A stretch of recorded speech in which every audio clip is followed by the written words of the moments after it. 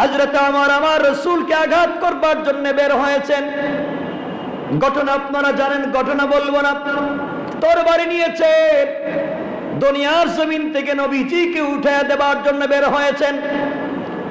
100 উট পুরস্কারের আশায় লোভে তিনি রাসূলকে হত্যা করতে বের হয়েছেন। সবকিছু ঠিক ছিল, আসতে চাইলেন, রাসূলকে মারতে চাইলেন। যখন এক পর্যায়ে তার বোন ফাতেমা কোনোভাবে কোরআনের কপি তার হাতে ধরিয়ে দিল, কোরআন থেকে সূরা তাহা তিলাওয়াত করে ইন্নানি আনাল্লাহ লা ইলাহা ইল্লা আনা ফা'বুদনি ওয়া আকিমিস সালাতা লিযিকরি, এই আয়াত পর্যন্ত পৌঁছে গেলেন। তিনি শুনতে পাইলেন আল্লাহ বলছেন ইন্নানি আনাল্লাহ। রব ডাক দিয়ে বলছেন একমাত্র আনাল্লাহ, আমি হলাম রব। সুতরাং ইবাদত যদি করতে হয় আমার করো, দাসত্ব করলে আমার করো, গোলামি করলে আমার করো, আমাকে পেতে হলে তোমরা সালাত কায়েম করো, সেজদা দাও। পরকালীন জীবনে জবাবদিহিতার ভয় ঢুকে গেল হযরত ওমরের ভিতরে। আমি এতদিন কি করলাম, কত নাফরমানি করেছি, অন্যায় করেছি। আজ আমি বুঝতে পেরেছি রব ছাড়া কোনো পথ নাই, জাহান্নামে যাওয়া লাগবে। যদি আল্লাহ পাক আমাকে না বাঁচাইয়া দেন, জাহান্নাম থেকে বাঁচবো না। এই অনুভূতি আর চিন্তা যখন হযরত ওমরের ঢুকে গেল, তরবারি নিয়ে এসেছিলেন আমার রাসূলকে হত্যা করবার জন্য, ওই তরবারি তো ফেলে দিলেন, রাসূলের কদমের কাছে রেখে দিয়া ডাক দিয়া বলেন ইয়া রাসূলুল্লাহ, ইয়া হাবিবাল্লাহ, এসেছিলাম আপনার শরীর থেকে মাথাকে আলাদা করে দেওয়ার জন্য। কোরআন থেকে তেলাওয়াত করেছি, তেলাওয়াত শুনেছি, আমার জিন্দেগি পরিবর্তন হয়ে গিয়েছে। আমি আপনাকে হত্যা করবার জন্য আপনার সামনে দাঁড়াই নাই, আমি আমার তরবারি রেখে দিলাম পয়গম্বর আরবি, আপনি আপনার হাত বাড়াইয়া দেন, এই মুহূর্তে আমাকে কালিমা পড়াইয়া মুসলমান বানাইয়া দেন। এই হযরত ওমর কিছুক্ষণ আগে এসেছেন আমার রাসূলকে দুনিয়া থেকে উঠাইয়া দেওয়ার জন্য। কেউ তাকে আঘাত করে নাই, দেশের প্রশাসন তাকে ভয় দেখায় নাই, বরং তিনি নিজেই প্রশাসক। মক্কার এত বড় লিডার, এত বড় নেতা, এত বড় যোদ্ধা, কেউ তার সামনে দাঁড়াতে পারে না। কোন ভয় তাকে কালিমা পড়াইয়া মুসলমান বানাইয়া দিয়েছে? একমাত্র আল্লাহর ভয় তাকে কালিমা পড়াইয়া মুসলমান বানাইয়া দিয়েছে। সুতরাং দুনিয়ার যত বড় বড় সুপার পাওয়ার অন্যায়কারী রয়েছে, আঘাত করে মানুষকে দ্বীনের পথে নিয়ে আসা যাবে না। এই জন্য আল্লাহ বলছেন বান্দারে, তুমি যদি কোনোভাবে মানুষের ভিতরে আমার ভয় ঢুকায় দিতে পারো, আঘাত করা লাগবে না, বারবার বোঝানো লাগবে না। আমার ভয় ঢুকে গেলে অটোমেটিক সে আমি আল্লাহর পথে চলে আসবে। কোন সুবহানাল্লাহ। এই জন্য আমার বন্ধুগণ কথাগুলো ভালো করে বুঝবেন। আল্লাহর ভয় ঢুকে গেলে মানুষ কেমনে পরিবর্তন হয়ে যায়। এই খলিফাতুল মুসলিমিন আমিরুল মুমিনিন হযরত ওমর ফারুক রাদিয়াল্লাহু তাআলা আনহু যেদিন হাঁটতে লাগলেন, একদিন গভীর রজনীতে হযরত ওমর ফারুক হাঁটতে লাগলেন, গভীর রজনীতে খোঁজ করতে লাগলেন, জনগণের খবর নিতে বের হয়ে গেলেন আমিরুল মুমিনিন হযরত ওমর। চাইলে তিনি দামি বিছানায় ঘুমিয়ে পড়তে পারতেন, চাইলে লোক পাঠাইয়া জনগণের খবর নিতে পারতেন। তার ভিতরে একটাই ভয় ঢুকে গিয়েছে, আল্লাহর সামনে দাঁড়িয়ে আমাকে জবাবদিহি করা লাগবে, রবের সামনে আমাকে দাঁড়াতে হবে। এই ভয় যখন ঢুকে গিয়েছে, তখন তিনি আর নিজে বাড়িতে থাকতে পারেন নাই, বের হয়ে গিয়েছেন। গভীর রজনীতে মানুষের খবর নিয়েছেন। আপনাদের শোনা ঘটনার দিকে নিয়ে যেতে চাই, শুধুমাত্র কেবলমাত্র ভয় বুঝাবার জন্য। আল্লাহ রাব্বুল ইজ্জত ওয়াল জালাল কেন বলেছেন ইয়া আইয়ুহান নাসুত্তাকু রাব্বাকুমুল্লাযী খালাকাকুম من نفس واحدة وخلق منها زوجها وبث منهما رجالا كثيرا ونساء واتقوا الله الذي تساءلون به والأرحام إن الله كان عليكم رقيبا মানুষের ভিতরে যখন আল্লাহর ভয় ঢুকে যায়, আপনাদেরকে সংক্ষেপ বোঝাবার জন্য খলিফাতুল মুসলিমিন আমিরুল মুমিনিন হযরত ওমর ফারুক রাদিয়াল্লাহু তাআলা আনহু মানুষের কাছাকাছি কেমনে পৌঁছে গেলেন। গভীর রাত্রে যখন দিন মানুষের খবর নেওয়ার জন্য ঘর থেকে বের হলেন, একজন রাষ্ট্রের খলিফা, অর্ধ জাহানের প্রেসিডেন্ট হযরত ওমর ঘর থেকে বের হয়েছেন। গভীর রজনীতে রাস্তায় গিয়ে দেখেন এক যুবক হাতের মধ্যে একটা ব্যাগ নিয়ে দ্রুত গতিতে হেঁটে যায়। খলিফাতুল মুসলিমিন আমিরুল মুমিনিন বলছেন, যুবককে তুমি দাঁড়িয়ে যাও, গভীর রজনীতে তোমার হাতে কিসের ব্যাগ নিয়ে তুমি তাড়াতাড়ি হাঁটো। যুবক চিন্তা করে দেখলো, পিছন দিকে তাকিয়ে দেখেছে উনি তো মুসলিম রাষ্ট্রের খলিফা হযরত ওমর, তার হাত থেকে বেঁচে থাকবার কোনো সুযোগ নাই, বেঁচে যাওয়ার সুযোগ নাই। যুবক ধরা পড়ে গিয়েছে। এই মাত্র যুবক 2 বোতল মদ কিনেছে, 2 বোতল মদ কিনেছে, বাড়িতে নিয়ে যাবে, আড্ডা মেরে বন্ধু বান্ধবদেরকে নিয়ে মদ পান করবে। ওমরের হাতে ধরা পড়ে গিয়েছে। ওমরকে না বুঝাইয়া যাওয়া যাবে না। ওমর ডাক দিয়ে বলছেন, যুবক রে তুমি দাঁড়িয়ে যাও, আমি দেখতে চাই কে নিয়ে যাও। যুবক দাঁড়িয়ে গিয়েছে, ডাক দিয়ে বলছে, খলিফাতুল মুসলিমিন আমিরুল মুমিনিন, আমি সাধারণ একজন নাগরিক, আমার বোন অসুস্থ, জ্বর হয়েছে, কিছুই খেতে পারে না। বাবা 2 বোতল দুধ দিয়ে পাঠিয়েছেন, গরম দুধ, আমি দুধ নিয়ে বোনের বাড়িতে যাই, এই জন্য রাত্রবেলা বের হয়েছে। ওমর তো ছেড়ে দেওয়ার মানুষ না, ওমর চাইলেও ছেড়ে দিতে পারেন না। ওমর ডাক দিয়ে বলছেন, আমাকে দুধের বোতলটা দেখাও। সুবহানাল্লাহ নাই? এবার যুবক চিন্তায় পড়ে গিয়েছে, করলাম কি? একে তো মদ, তা আবার বলছি দুধ, ভুল করছে কয়টা? সবাই বলেন। ওমর কি আমাদের মতো কেউ? নরম মানুষ? গরম? সাধারণ গরম? হ্যাঁ, যে কিছু বললেই তার তরবারি খোলা হয়ে যায়, কিছু বললেই কোনো কথা নাই, কথার আগের কথা হইলো উল্টা হলেই মাথা আলাদা। কথায় কথা চলে আসছে, 1 মিনিটে বলি, ঘটনা বলবো না।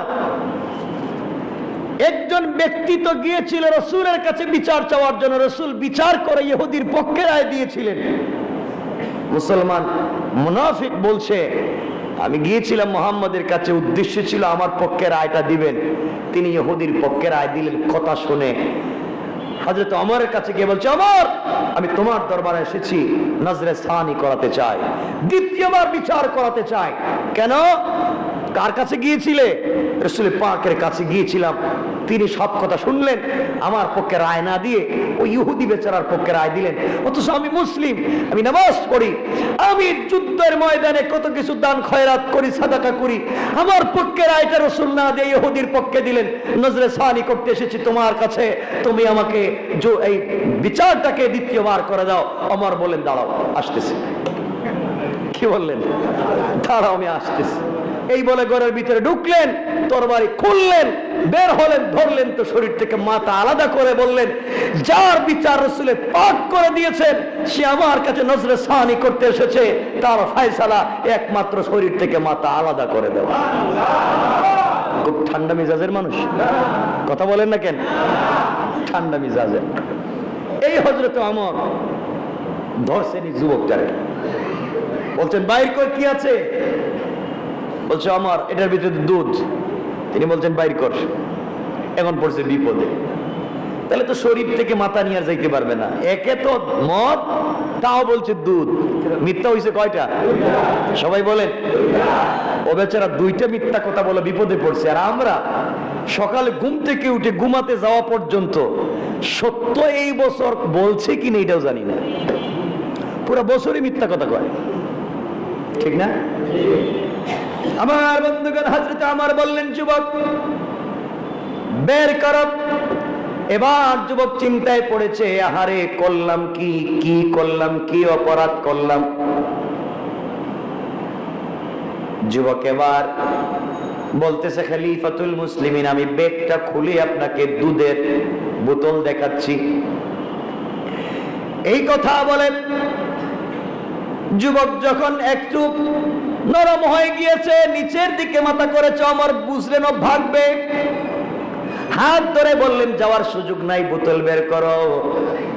যুবক মনে মনে দিলে দিলে আল্লাহকে ডাক দিচ্ছে, আল্লাহকে ডেকে ডেকে বলছে, আল্লাহ বাগে ধরলেও তো অর্ধেক খায়া ছাইড়া দেয়, অমর ধরছে, আজকে বাঁচার কোনো পদ্ধতি আমার জানা নাই।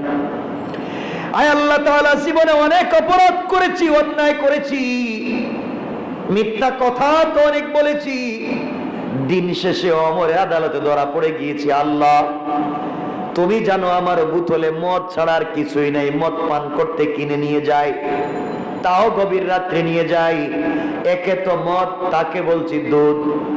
আয় আল্লাহ, অমরের আদালতে ধরা পড়ে গিয়েছি, বাঁচবার সুযোগ নাই, অমর জানে না আমার বোতলে কি আছে, একমাত্র তুমি জানো আর আমি জানি। আয় আল্লাহ, তোমাকে কথা দিলাম, এই মুহূর্তে তুমি যদি অমরের কাছ থেকে আমাকে বাঁচাইয়া দাও রব, কথা দিলাম আজকের পর থেকে আর কোনদিন মদের বোতলে মুখ লাগাবো না। আল্লাহু আকবার। আয় রব, আজকের পর থেকে মদের বোতলে ঠোঁট লাগাবো না, জীবনের মতো ছেড়ে দিলাম রব, জিন্দগিতে কোনোদিন মদ পান করবো না, শুধুমাত্র কেবলমাত্র আজকে ওমরের আদালত থেকে আমাকে বাঁচাইয়া দাও।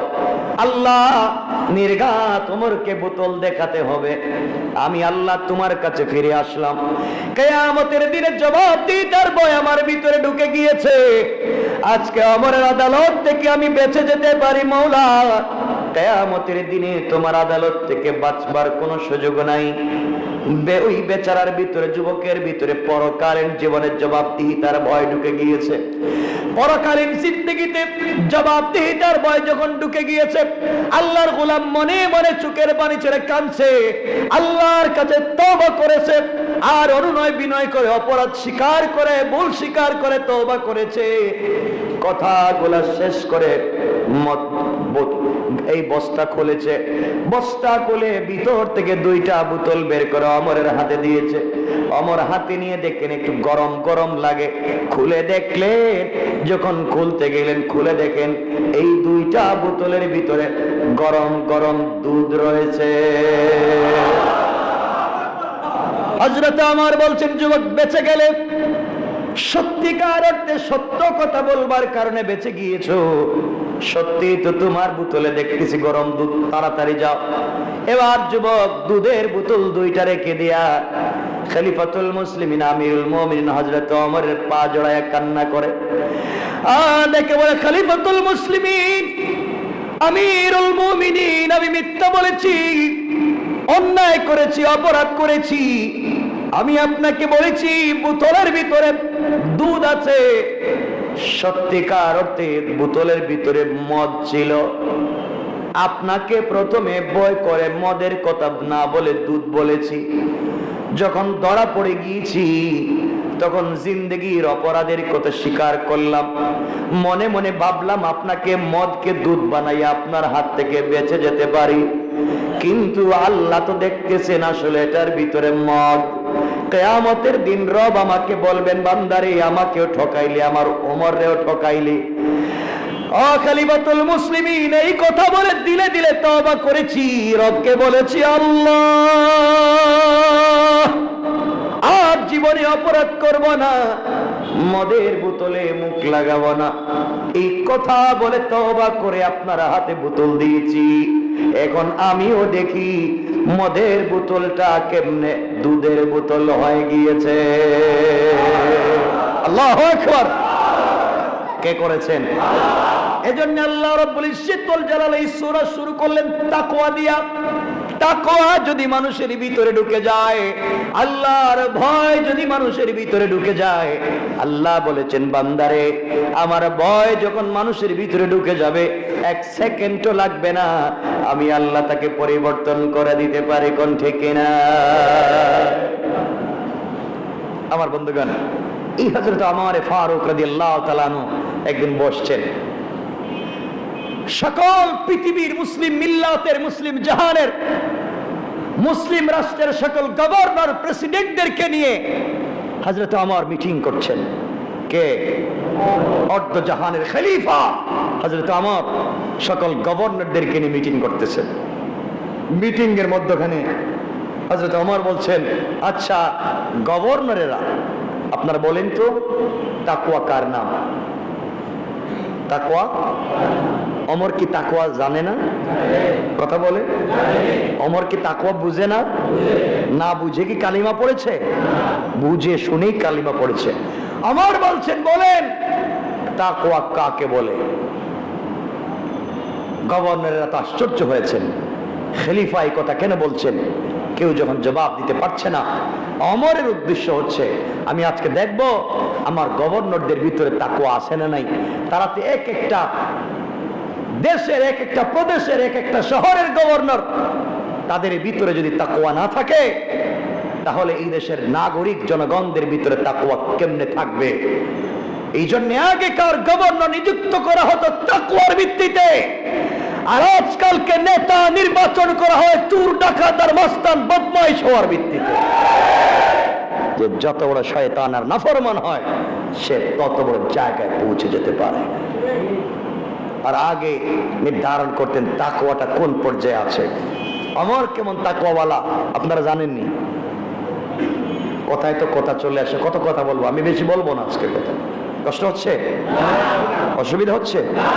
একটু হাত তুলেন কার কার অসুবিধা হচ্ছে। এত কথা বলবার পরে আপনাদের যদি অসুবিধা হয় কথাই বলা যাবে না। অসুবিধা হচ্ছে? কথায় কথা চলে আসে, অনেক কথা। ওমরের তাকওয়া কেমন ছিল? আল্লামা জুলফিকার নকশবন্দি খুতবাতে জুলফিকারে নিয়ে এসেছেন। আমি হয়তো বলেছি আপনাদেরকে, অবশ্যই বলেছি অনেকবার, ওমরের তাকওয়া কেমন ছিল। রাতে পাবলিক কি স্বপ্ন দেখে ওমর তা জানে। সুবহানাল্লাহ বললেন না?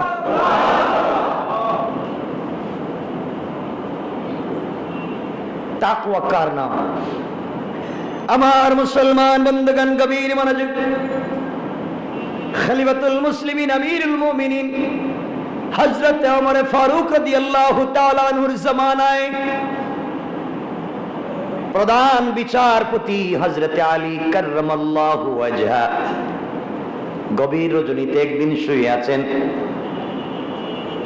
আছেন। স্বপ্নে দেখেন তিনি রাসূলের পিছনে ফজরের সালাত আদায় করতেছেন। আসতে বললেন কেন? আপনারা কেউ কি রাসূলের স্বপ্নে দেখছেন নাকি? নাই। দেখেন না কেন? অসুবিধাটা কোন জায়গায়? হযরত আলী দেখেন তিনি ফজরের সালাত রাসূল পাকের পিছনে আদায় করছেন। সালাত আদায় করবার পরে নবীজি সাল্লাল্লাহু আলাইহি সাল্লাম ফজরের সালাত আদায় করে মুসল্লিদের দিকে তাকাইয়া বসে যেতেন। সবাইকে নিয়ে কিছু জিকির করতেন, তাসবিহ পড়তেন, দোয়া দরুদ পড়তেন।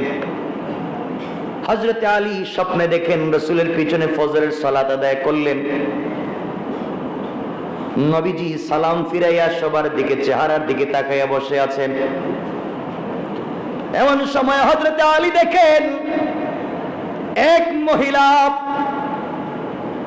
তার খেজুর বাগানে, খেজুর গাছে পয়লা খেজুর আসছে, প্রথম খেজুর এসেছে, সেই খেজুরটুকুন নিয়ে গাছ থেকে পেড়ে রাসূল পাকের জন্য নিয়ে এসেছে। তিনি স্বপ্নে দেখতেছেন হযরত আলী।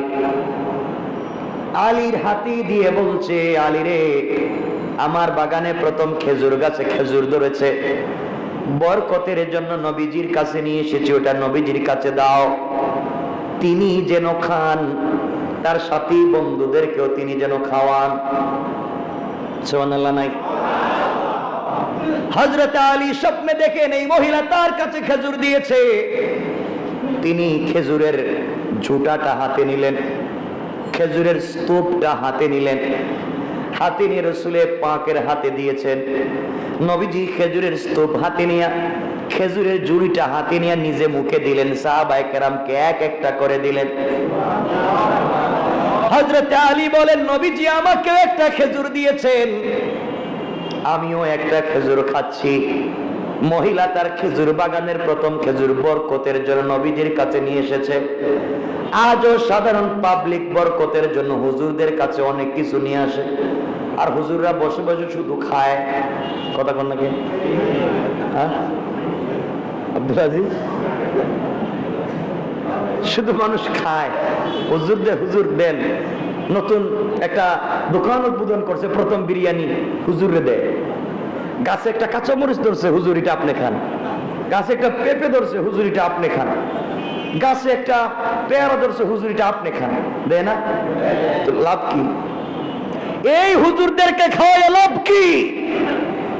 যারা সত্যিকার অর্থে আল্লাহকে চিনে না, সারা দিন দুনিয়া হারামের ভিতরে বসে থাকে, শুধু দুনিয়া, মানুষের ইবাদত, মানুষের আখলাক, আল্লাহর ইবাদত, আল্লাহর একত্ববাদ, রাসূলের রিসালাতের কথা মনে থাকে না। ঠিক না বলে? শুধু পাবলিক দিল আর খাইলাম। রাসূলকে দিছে বরকতের জন্য, ওখানে আমারে খাওয়াইলে আর বরকত কই পাইবেন? কে বরকত আমাকে খাওয়াইলে? কে বলছে আপনাকে আমাকে খাওয়াতে? আপনি গাছে যদি কিছু ধরে আপনার হাদিয়া দেওয়ার প্রয়োজন হয়, আপনি আপনার মাকে হাদিয়া দেন, আপনি আপনার বাপকে হাদিয়া করেন। গাছের প্রথম জিনিসটা নিজের হাতে মায়ের মুখে উঠায় দেন। রব বলেছেন, আমার পরে আসমানের নিচে জমিনের উপরে মায়ের চাইতে বাবার চাইতে তো ইহসানের জায়গা আর নাই। অবিল ওয়ালিদাইনি ইহসানা। আমার ইবাদত করবার পরে যদি ইহসান করতে হয়, দয়া করতে হয়, মায়ের করো, বাপের করো, আর ইহসান করতে আমার খাওয়াইতেছো। সব বাদ দেন। এখন আপনারা বলবেন তাহলে খাওয়াই মুকারে। আব্দুল্লাহ মনে মনে কইব আমাদের খাবার বন্ধ করে।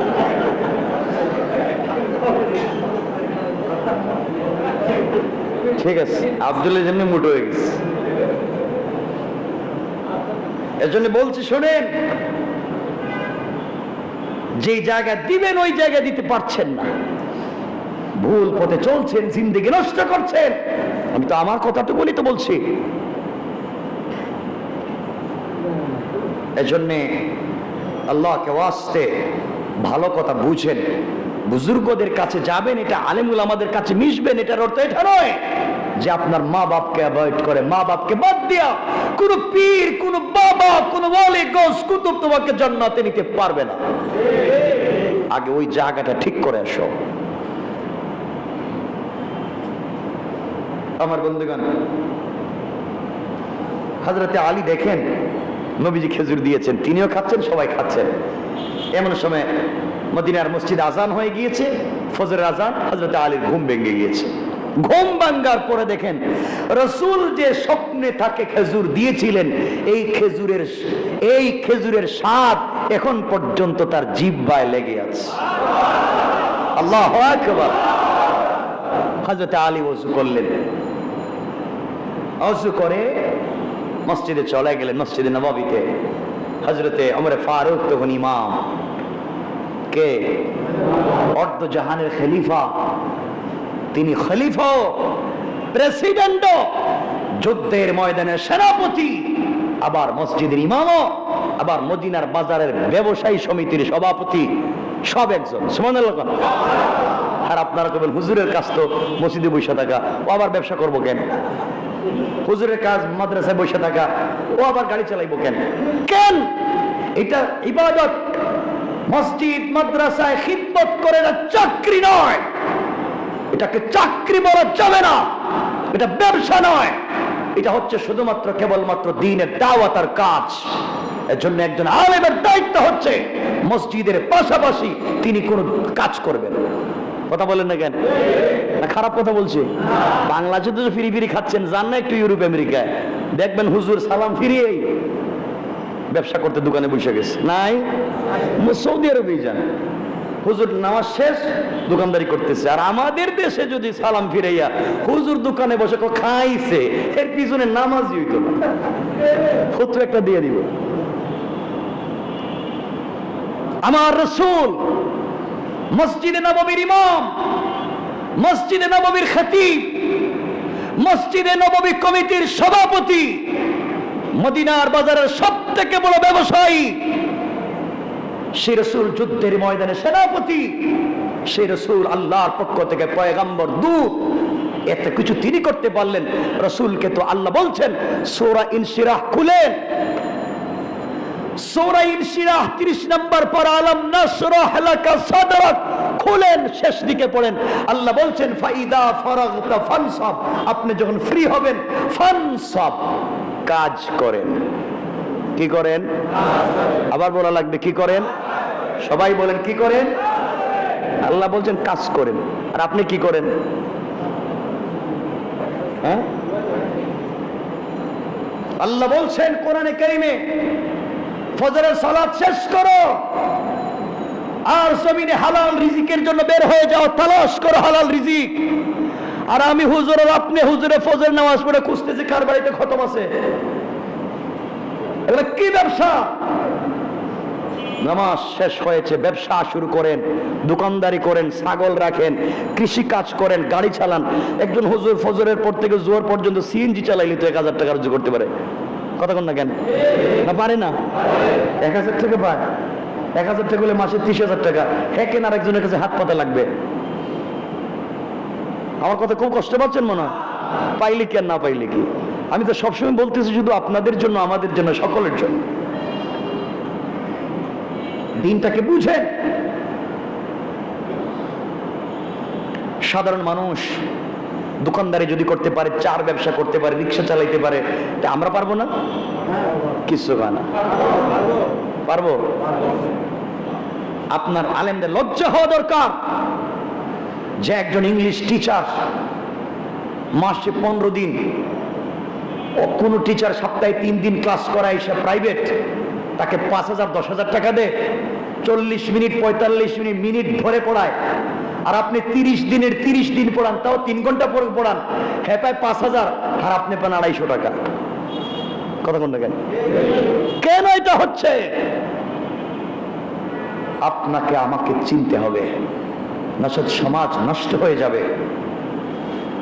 এজন্য রাসূল বলেছেন, কোরআনে কারীমে তো আল্লাহ বলছেন, কোরআনে কারীমের 4 নম্বর পারা প্রথম আয়াতেই তো আল্লাহ বলছেন লান তানালুল বিররা হাত্তা তুনফিকু মিম্মা তুহিব্বুন, তোমরা ততক্ষণ পর্যন্ত আমার প্রিয় হতে পারবে না যতক্ষণ পর্যন্ত তোমরা মিম্মা তুহিব্বুন, তোমরা আমার রাস্তায় তোমাদের প্রিয় জিনিসকে দান না করবে।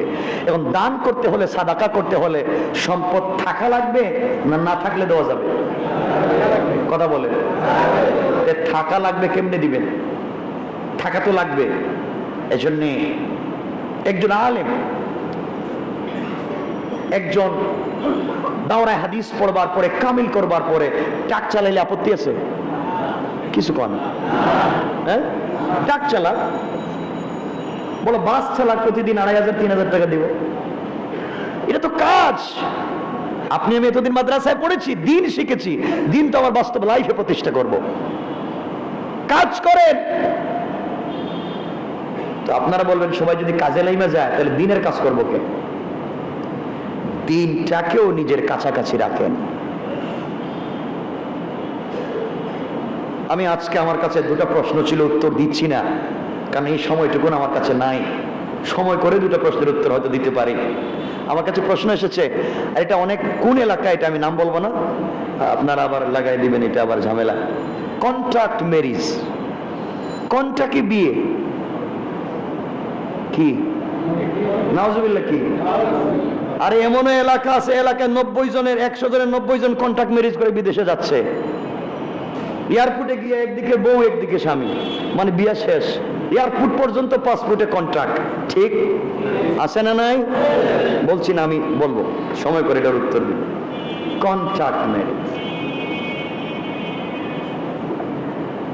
যাই হোক, কষ্ট পাইলেন?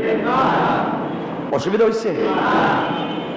আচ্ছা, যাই হোক, হযরত আলী বলতেছিলাম, নামাজ পড়তে গেলেন, ওমরের পিছনে ওমর ফজরের ইমামতি করলেন। আমার মুসলমান বন্ধুগণ, কবির মনোযোগ, হযরত ওমর ফজরের ইমামতি করলেন। ফজরের ইমামতি করলেন হযরত আলী রাদিয়াল্লাহু তাআলা আনহু, ওমরের পিছনে ফজরের সালাত পড়লেন। সালাত পড়ে বসে আছেন আলী রাদিয়াল্লাহু তাআলা আনহু, বসে আছেন। হযরত ওমর বসে বসে পাবলিকের দিকে তাকাইয়া তাসবিহ পড়তেছেন। এমন সময় একজন মহিলা হযরত আলীর কাছে এসে বলছে, আলী,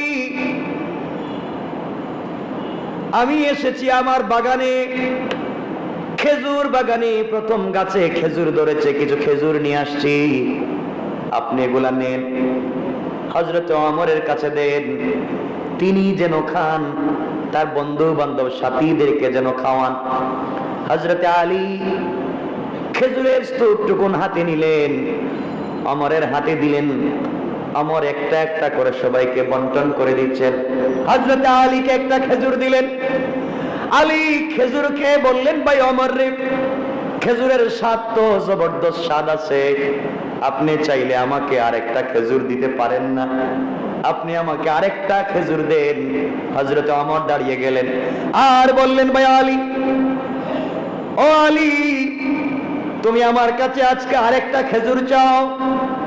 স্বপ্নে রাত্র বেলা নবীজি তোমাকে একটা খেজুর দিয়েছেন, আমিও তোমাকে একটা দিলাম।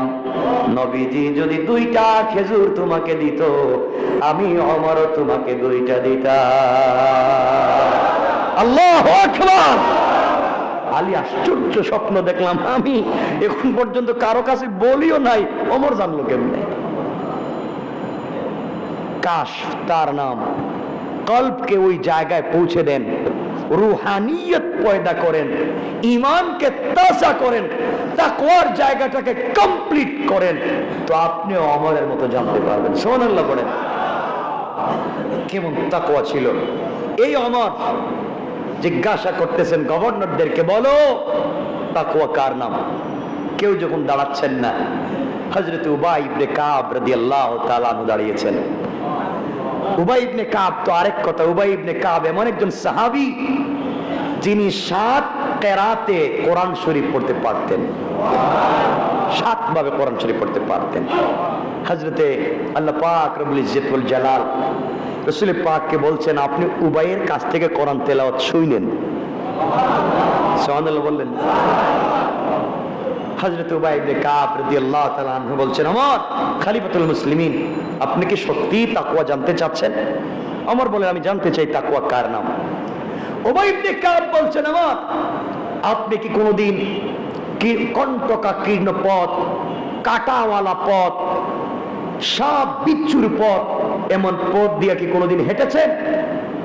ওমর বলছেন, কেন হাঁটবো না?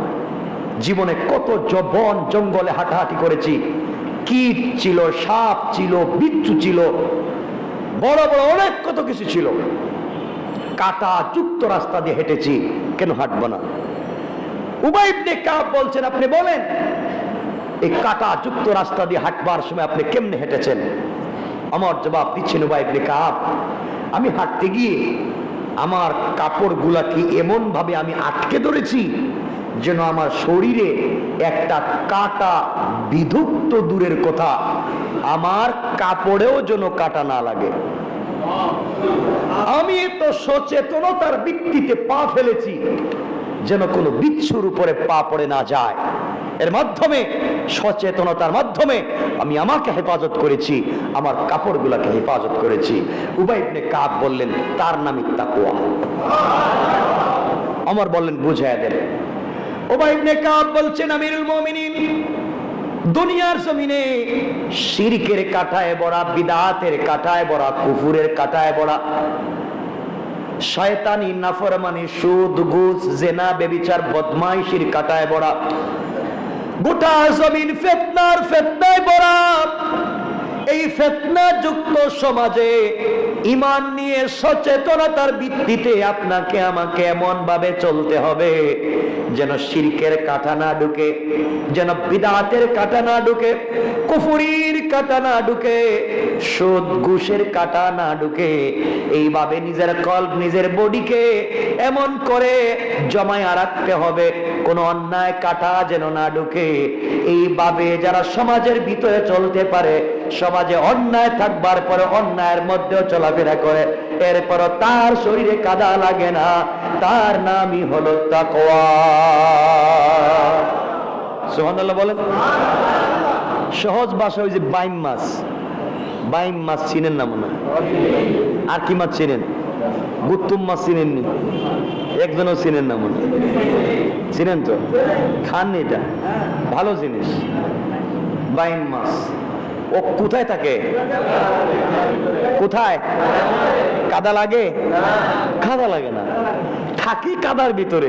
তো বাইরে যখন তখন তো পরিষ্কারই থাকে। উবাই ইবনে কাব বুঝাচ্ছেন, গোটা সমাজ যদি বিদআতে ভরে যায়, গোটা সমাজ যদি শিরক আর মুনাফিকতে ভরে যায়, আপনি এই সমাজে থেকেও পূর্ণাঙ্গ ঈমান নিয়ে যদি মরতে পারেন, তার নামই হচ্ছে তাকওয়া। পড়েন সুবহানাল্লাহ। আমি বুঝাইতে পারলাম? আল্লাহ পাক বলছেন, এই জন্যই সূরা শুরু করেছেন, ইয়া আইয়ুহান নাস উত্তাকু, ও মানব সমাজ আল্লাহকে ভয় করো, তাকওয়া অর্জন করো। এই একটা শব্দের আজকের আলোচনা আর লম্বা করতে চাই না। রব বুঝাতে চান, আমাকে ভয় করো। তাকওয়া তিন প্রকার। ইত্তাকু যে আল্লাহ বলে, তাকওয়া তিন প্রকার। আজ লম্বা আলোচনার দিকে যাব না, এই শব্দ 1 ঘন্টার উপরে চলে যাচ্ছে, আরো লম্বা সময় চলে যাবে। সংক্ষেপ করে দেই। 1 নাম্বার তাকওয়ার প্রথম নাম্বার স্তর হলো কুফরি ছেড়ে দিয়া, কুফরি ছেড়ে দিয়া, শিরিক ছেড়ে দিয়া, কালিমা পড়ে যারা ইসলাম কবুল করে, তার প্রথম দরজার তাকওয়া, প্রথম প্রকারের মুত্তাকি যারা কুফরি ছেড়ে দিয়া মাত্র কালিমা অর্জন করেছে, কালিমা পড়েছে। 2 নম্বরের মুত্তাকি হলো তারা